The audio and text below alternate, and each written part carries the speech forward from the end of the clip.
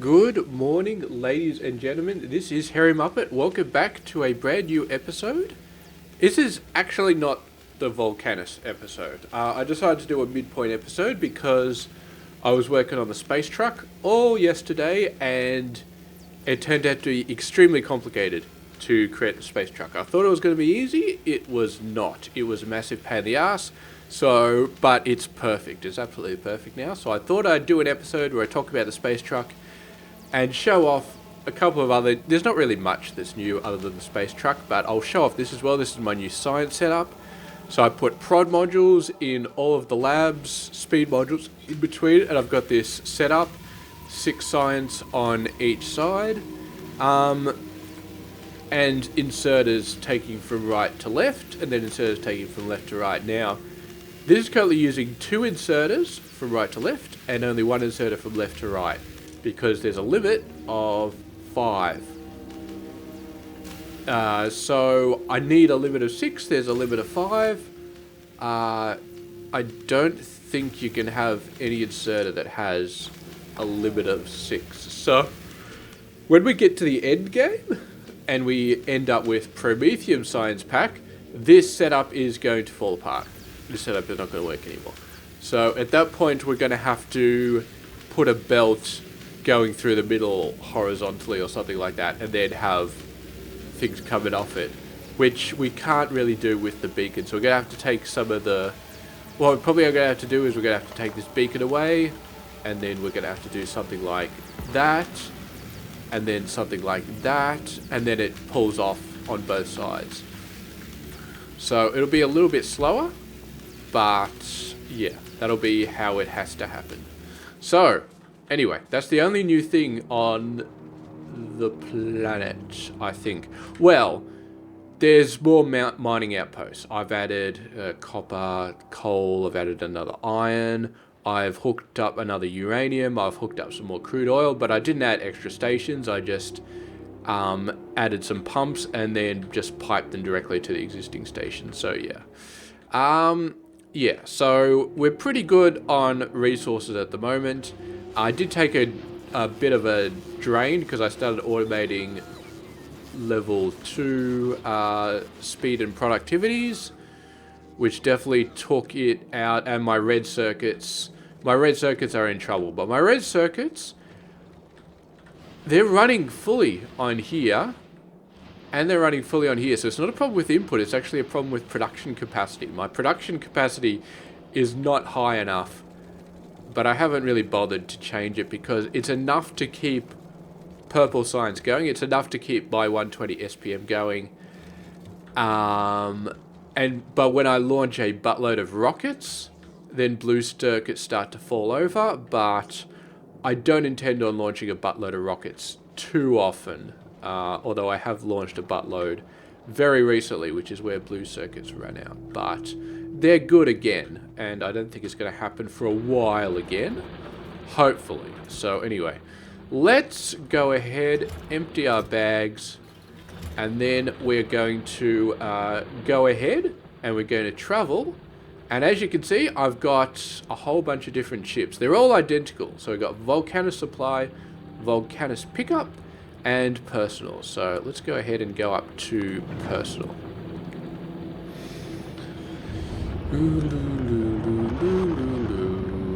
Yes. Yes. I don't think I showed you any of the ships last time. So I designed one of them. I traveled to Vulcanus a couple of times, and I had to do a lot of testing to make sure it works perfectly. And once I got a perfect setup, then I basically copied and pasted 2 more times to create Vulcanus Supply and Vulcanus Pickup. And Vulcanus Supply, I've actually already filled up that ship with all of the supplies and stuff like that. And it took so many rockets. And I actually miscalculated and way over logistics it at the first time, but I fixed that all up. So anyway, let me take you on a tour of the ship. I call it the Hammerhead ship because it looks like a hammerhead. Well, it technically looks like a hammer. So anyway, let's take through a tour. So we've got our space platform hub, and we've got all of these cargo bays. So it's it fits a lot of cargo. It is definitely a big truck. The schedule is just Z greater than 0. This is just so it doesn't automatically go anywhere, because obviously this is my personal ship. I don't want it moving without me in it. So yeah. So down the bottom is just a bunch of solar panels for power. And then we've got our rocket thrusters. Oh, our thrusters. So thrusters use oxidizer and fuel. And I think I talked about those last time. So we've got fuel over here that just takes carbon and water. And then the oxidizer takes water and iron ore. And I've got a lot of producers. We probably don't need this many producers. If I put speed modules in all of them, then it can keep these thrusters basically fueled forever. Because each one takes 120, so you need 720 total for both of these. If I put speed modules in all of these, I'll get 720. But what I figured out pretty quickly is A, that takes a whole lot of power, and B, I don't have the resources from mining asteroids to keep these running 100%. So what I do is I just cache them. I've got a tank here. I've got 2 more tanks there for the thrusters and the same for the oxidizers. And I just have a condition. Well, on the automated transports, I have a condition saying don't leave unless both of these are more than 5,000. And so what it'll do is it gets to its destination. If it's got less than 5,000 oxidizer or fuel, it'll sit there collecting asteroids for a little bit, building up its fuel and its oxidizer. And once it's got enough, then it'll head off. Which is okay. Yeah, which is okay. Oh, sorry, I was up late last night playing Factorio. Yes, it's a problem. I have a problem. Moving on. So, we've got some ammunition as well. This has a request for firearm magazines, which gets fulfilled from Navis. This is a backup supply. This is a supplemental supply. This is not the main supply for ammunition. It is the main supply for these little turrets over here on both sides. You don't really need these during flight, but I did notice when it arrives at the destination, sometimes you get weird asteroids coming in from the side, and so I just put these ones up just to be safe. And then we've got chemical plants, which actually convert the ice to water. So yeah, you can see, converts the ice, throws it over here. This ship has been sitting there for a very long time, so it's completely full. So if there's more than 20,000 water, this guy will just throw the extra ice off into the void.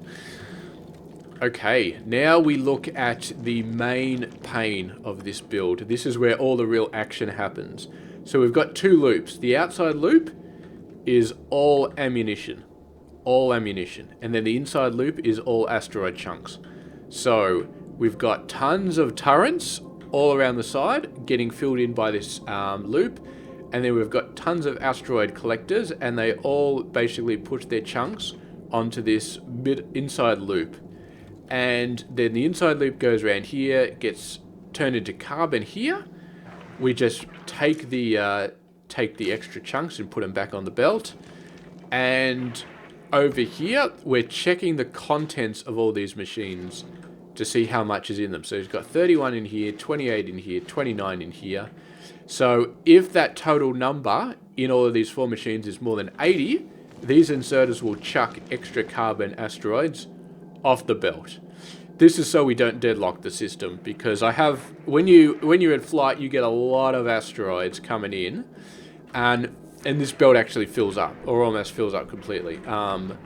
So yeah, we don't want it to deadlock, because we never want a situation where this guy is collecting ice and he can't put ice on the belt because it's full of metal and carbon. So we definitely want to start chucking them away when we've got too much.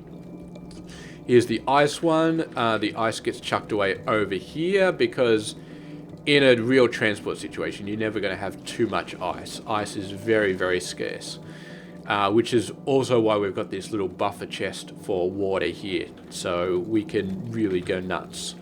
And then we've got 8 metal ones. Again, here's our metal throwing away. If it's more than 160, if the iron ore and all these more than 160, we throw it away. We've got a smelter, a furnace for each crusher, and then it just gets chucked directly onto iron plates, and we've speed modules all of these guys, and then we've got a belt coming through into 4 assemblers, which then inserts the ammo directly on here. So one thing I've learned is that you need a lot of caching for the ammunition. This belt needs to be 100% full. If you just let it sit there and the belt is half full, then some of these turrets will start to run out of ammo by the time you get to Vulcanus. So it needs to be 100% full, and that's why this supplemental belt is here, just to help it get over the line a little bit. And by the time we get to Vulcanus and back, this number will maybe have moved down to like 700 or something like that. So I'll have to resupply a little bit at Nalvis, get a few more of these. Rocket capacity is 100, which is nice. If we have a look over here, it's 50 for the piercing rounds, and it's 25 for the uranium rounds. So yeah, that's why I didn't go for the better ammo. That's why I just kept the firearm magazine. Yeah. And technically, I mean, even if we wanted to build piercing rounds, I don't think we could do it on the ship. I mean, we could make steel if we really wanted to, but there's no way to make copper that I'm aware of. So yeah, so we'd have to ship in all the ammo and screw that for a joke. And I wouldn't want some mix of yellow and red ammo, because that would make things too unstable. So it uses completely yellow ammo on this ship. And yeah, that's pretty much it. So we're going to go ahead and we're going to travel over to Vulcanus, and we're going to see it in action. There we go. All these guys running at 100%. They keep running at 100. These guys get close to running out of fuel. Actually, no. I'll let this sit there for a while. So this one is going to not run out before we get to Vulcanus, because we got so much fuel it's not even funny. But if we just had it at 5k, then we would start to worry. Okay, here we go. So you can see this is our schedule right here. If we look at the space map, we are traveling. So, but this is the main thing. You see we're a third of the way there. And so far, not much has happened. We've got some asteroids. The asteroids are basically getting destroyed very quickly. And we start to get more asteroids. And you see the arms are going nuts. I had half the arms I had before, but I added them all because there was so many asteroids that just weren't getting picked up. Okay, closer we get to Vulcanus, the more asteroids we get. And look at how many asteroids we are seeing right now. That's an insane amount. The turrets are going nuts. The ammo belt is still mostly full, but as you can see, these ammo producers are going nuts. All 4 of them are pretty much running at this point. And the belt is starting to look a little bit gappy. There's quite a lot of gaps in the ammo belt.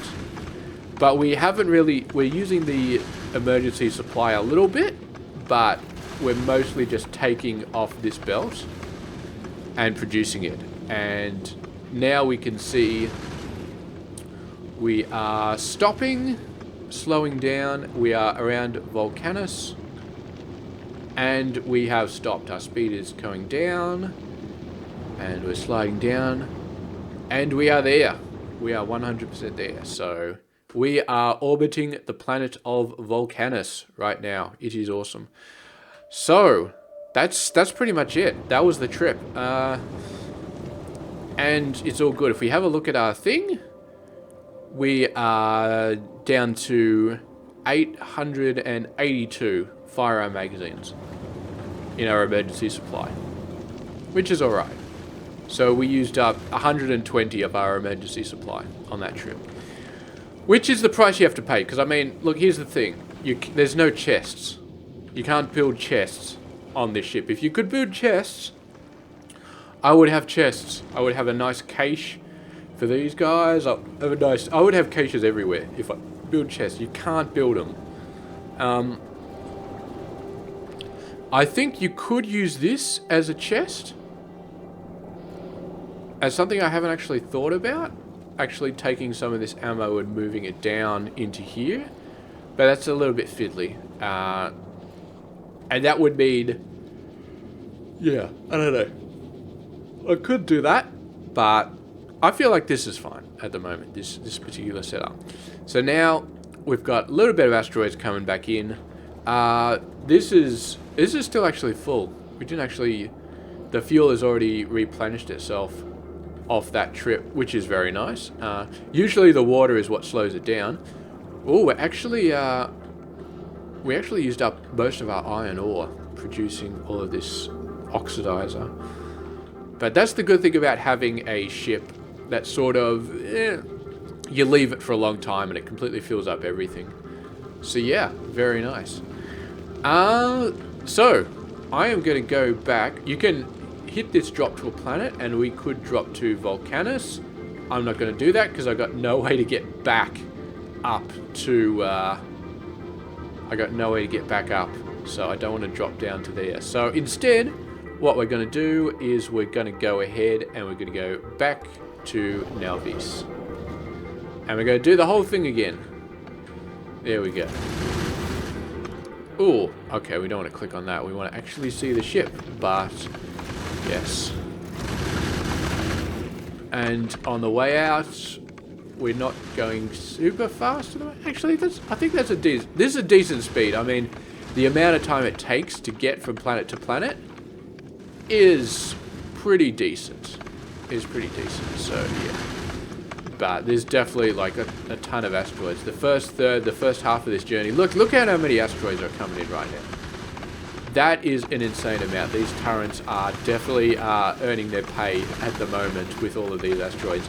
And these big asteroids, if you don't destroy them, they will destroy things. They will blow up your asteroid collectors, they'll blow up your gun turrets. It's not good. It's definitely not good. But yeah, we're getting to the last third of our journey. The asteroids will start clearing up and going away pretty soon. It's weird, for the first third of our journey from Nalvis to Vulcanus, we don't have any asteroids, but we get asteroids all the way back to Nalvis, which is very interesting. But yeah, there we go. Oh, these guys are actually... are they stopping? There's so many chunks here, I feel like you guys should be working. Why are you not working? I do not understand. Okay, they stopped working for some reason. Who knows? Who knows why they stopped working? That's very weird. And now they're working in slow motion. That's very weird. Maybe some sort of slowing down sequence where they don't work when the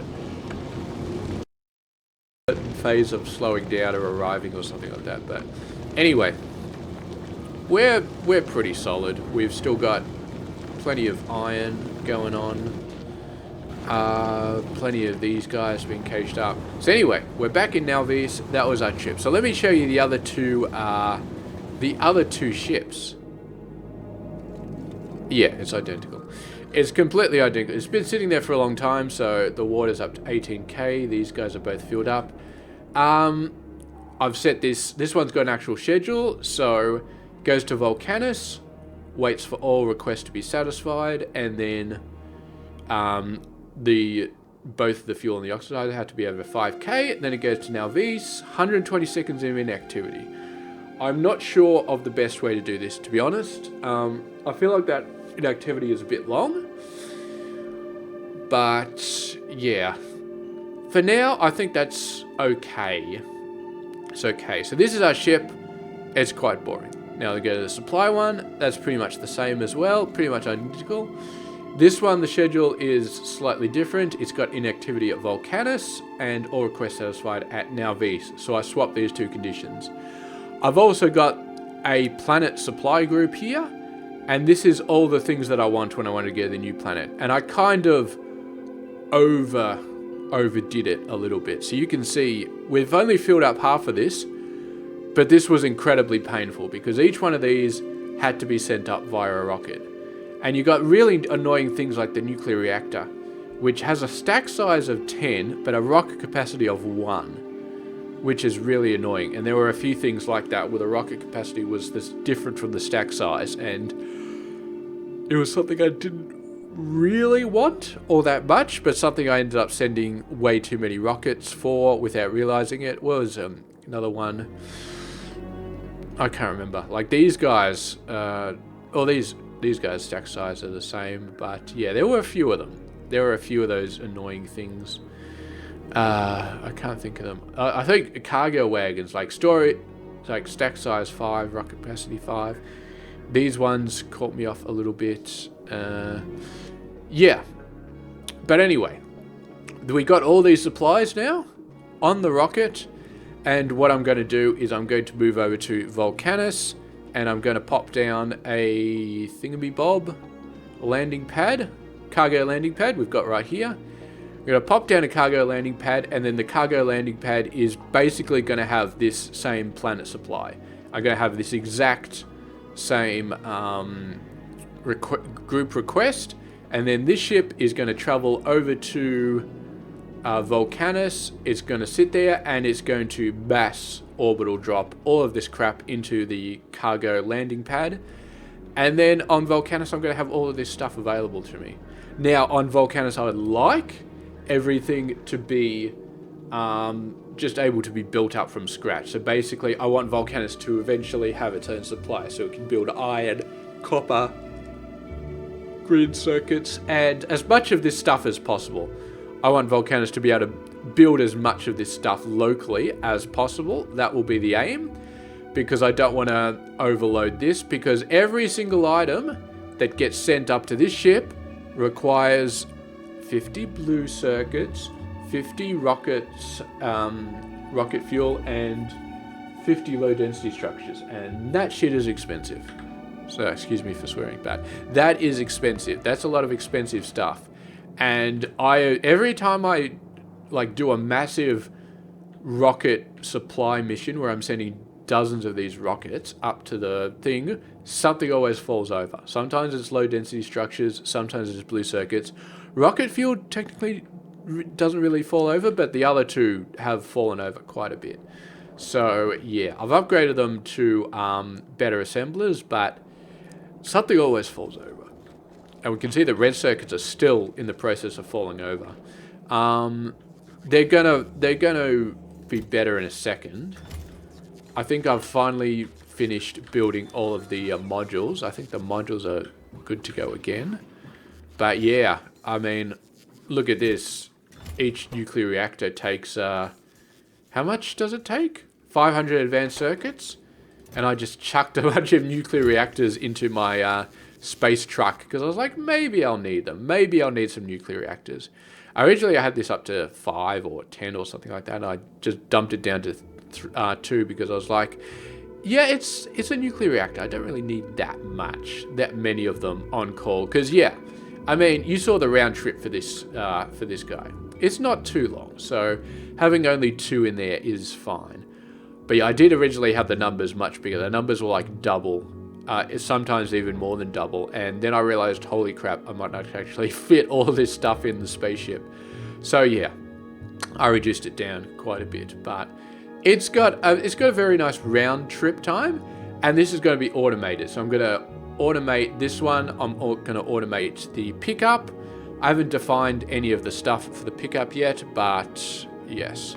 Where am I? I'm going to drop back to Nalvis, go back down there, and yeah. So, I wasn't expecting to make this video, but considering how much pain the space truck gave me, yeah, I feel like it's a good idea to sort of make it. Oh, by the way, we moved the cargo landing pad down to this empty section here, and I did drop some stuff off the supply rocket when I overloaded it, so I added a blacklist inserter, so everything that's not white science goes in here, and I'll have to mess with that. But I can't filter out metallurgic science yet, because you can't filter out stuff that you don't know about, which I feel like you could before, but anyway. So, there we go. That is our thing. The next stage is definitely going to be a Vulcanus base. I don't know if it'll be 120 SPM. If it takes a long time, then maybe we'll have an interim video. But for now, I'll be aiming for 120 SPM. And I put enough new bases here that I don't think I'll have to worry about this one for a while. But yeah, I think what I'll probably do. Well, I don't think I can actually do stuff remotely. Let me just double check my supply. Do I have robots in here? I don't. I could have sworn. Maybe I didn't put robots in here. Okay, so we'll need these stacked to 50, right? All right, so 250. Let's put some robots in here. This is another one. Oh no, the stack size is 10 for that, so that's not too bad. Okay. So we have a look over here. Nothing is happening. Why is nothing happening? Something should be happening. Okay. These are requester chests, aren't they? Okay, so I don't actually have a provider chest for the robots yet. I never made one. That would explain why there are no robots being sent up to space.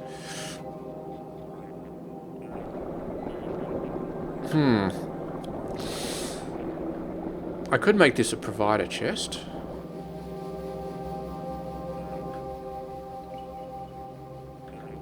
All my stuff is gone.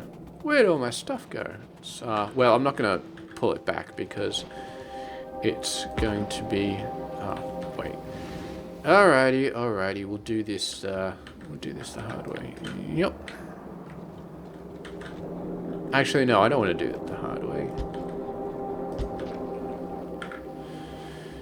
Now, unfortunately, if I do this, it's going to end up in an infinite loop, which is not good.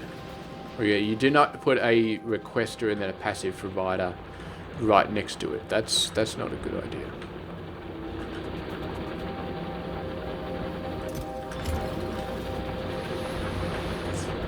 But yeah, I think I just changed that requester to a passive provider, so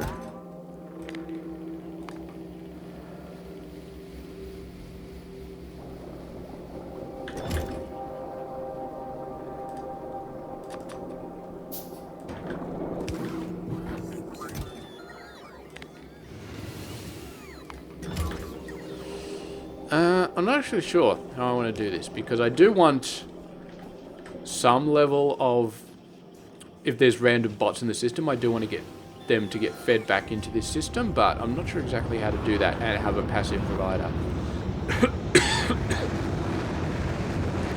Anyway, we can hear some rockets being taken off. They all got little robots inside them.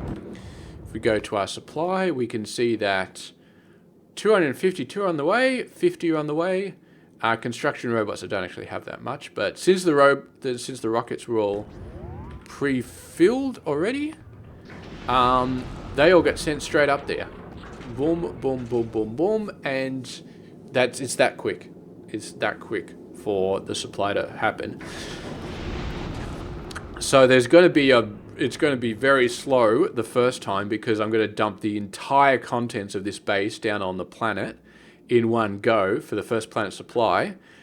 But then over a longer period of time, it's going to sort of even out, and hopefully when it gets back to Nalvis, it'll only have a few rockets to resupply, and then hopefully it gets less and less and less over time. Yeah, I did send up blue belts, but I'll probably transition. I'm not sure actually what I'll use over there. I may use red belts if red belts are easy to make.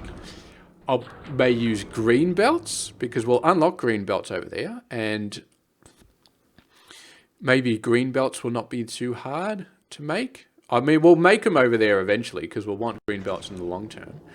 And when that happens, I might change these to green belts and just sort of, yeah, we'll see. It'll be interesting. But anyway, I think that's where I'm going to leave the video for now. Thank you very much for watching. I hope you enjoyed the space truck, and I will see you guys later.